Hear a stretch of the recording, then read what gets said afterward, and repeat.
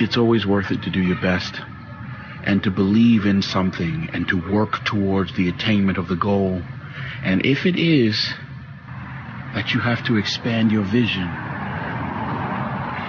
then you climb higher and you do that, and you don't be afraid to. But sometimes as it goes on, month after month, even year after year, we don't see anything changing. It's easy to get discouraged and think, this is never going to happen. This is as good as it gets. I'll just learn to live with it. We all go through disappointments, setbacks, loss. Pain is a part of life. It's easy to get discouraged, even bitter. Think, why is this happening to me? If I'm broken, then I just found my limitations. And until I know what my limitations are, how can I push them? How can I get better? But once I see it, once I feel it, once I see where I was broken, then I can attack that weakness. I can fill in that gap. I can reinforce that breach. If you break, it means it's time to fortify your will to make it stronger. Who has done something in your life that once seemed difficult or impossible, and now it's part of your life? Who's got something in your life in this area? Say I.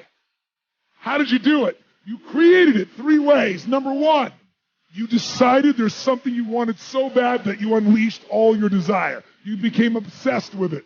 If it was a business or a car or a relationship or a transformation in your body, if there's something you once envisioned and now it's real, it's because you didn't just envision it, you brought so much emotion to it that now it's in your life. It was once a dream, it was once a goal, and now it's in your life. How many have something like that in your life now? Say I. You may take it for granted now. Hopefully not. But it was once just a vision. It may have seemed impossible at one time. So how did you do it? You started with a concrete vision of what you wanted, and you focused on it continuously, didn't you? Wherever focus goes, energy flows. So I applaud you for your dreaming, for your running toward your dream. I applaud you for believing in yourself, because that's what life is about. Stretching and challenging, looking for ways that you can begin to improve yourself. Not only is it possible for you to have your dream, but it's necessary. It's necessary that you go for what is yours in the universe.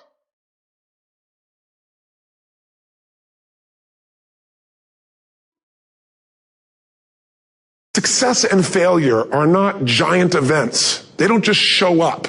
You don't just suddenly become successful or suddenly have this cataclysmic event that makes you fail. It may look that way, but failure comes from all the little things. It's failure to make the call. It's failure to check the books.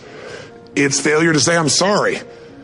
It's failure to push yourself to do things physically that you don't want to do. And all those little failures day after day come together until one day some cataclysmic event happens and you blame that. That event happened because you missed all the little stuff.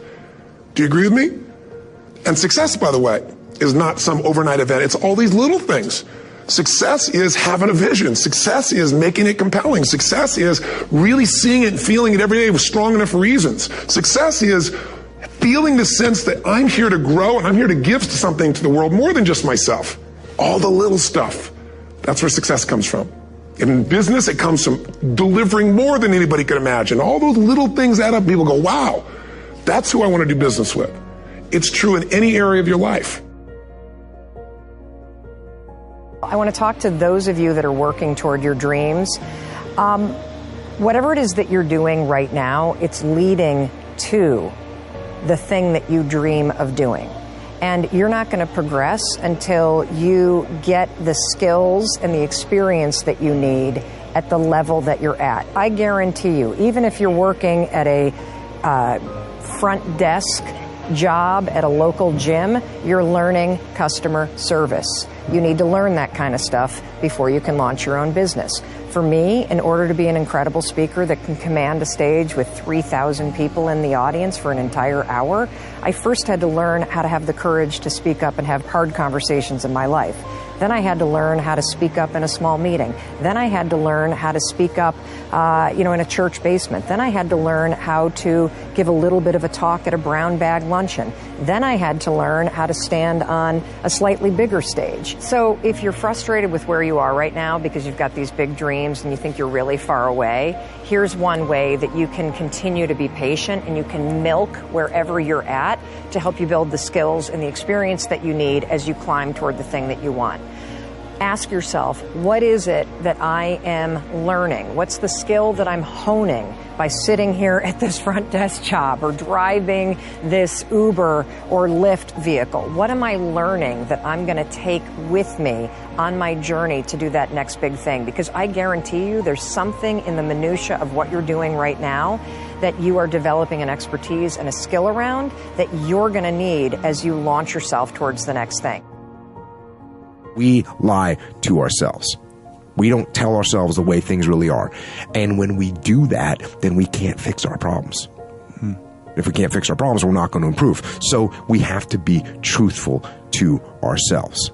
I have to be truthful to myself. You have to be truthful to yourself. You have to stop rationalizing, stop making excuses, stop telling yourself little watered down assessments of where you're really at. Tell yourself the truth so that you can get where you want to go. You can be who you want to be. You can be who you should be. Who you should be when you do what you know you should do, when you pay attention to the little things, when you implement discipline, true and unflinching and unmitigated discipline in your life, when you stop trying to find a sweatless solution, when you look for weaknesses to work on, when you allow no easy excuses.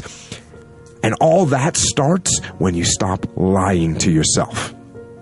When you stop lying to yourself, that's when you can become who you know you should be. When you tell yourself the truth about where you are so you can make sure you are in the right place. And if you're not in the right place, then you can get yourself on the path to get there. The path of discipline, the path of hard work, and the path of truth. I want you to go on your YouTube channel and forget about if you don't have a YouTube channel. Go on the search button above and click on history and watch the last 20 videos you have watched on YouTube. And this is what I want you to do. Categorize the videos on which ones of them are educational and which ones are entertainment. If 50% or more of the videos are entertainment, you're not really fully committed to wanting to become wealthy. You're more committed to become entertained. And it's not going to happen. Go on YouTube and look, the top 1,000 videos. Keep going until you find the first video that has to do with a how-to. You know how many videos are ahead? Hundreds, if not thousands, because most of the world doesn't care about wanting to fully find the secrets about business and life and entrepreneurship. They want to be entertained. This is why Hollywood makes so much money, because they know most of the world is fully just committed to entertainment. That may be you. Go look at your search. By the way, you can go on your history also on your Google and look what websites you visit and what you do with your time that you have. I've always just really enjoyed just the competition of business. I think, in the sports business, I'll talk to our players and it'll be like, well, you guys compete for 48 minutes and you practice a couple hours and you work on your game independently a couple hours. But the ultimate sport is business, because you have to compete with everybody and you have to do it 24/7 by 365 days a year forever. And there's always somebody out there trying to kick your butt. There's always somebody who looks at your business and says, I can do that better. I have a better idea. And you have to compete with that person. And all the while, you have to make your customers happy, your employees happy. It's the competitive side of me that, in any entrepreneur, that I think that has to drive you. And I think that carries over into the Mavericks. I want to win and I want to compete. And the greatest thing in my career has been the constant commitment to putting something in the world of value, not putting something in the world that makes me look hot. You know? Yeah. So I think as long as you can stay focused on delivering your art and delivering yourself and delivering your energy and delivering your ideas for the world to be better,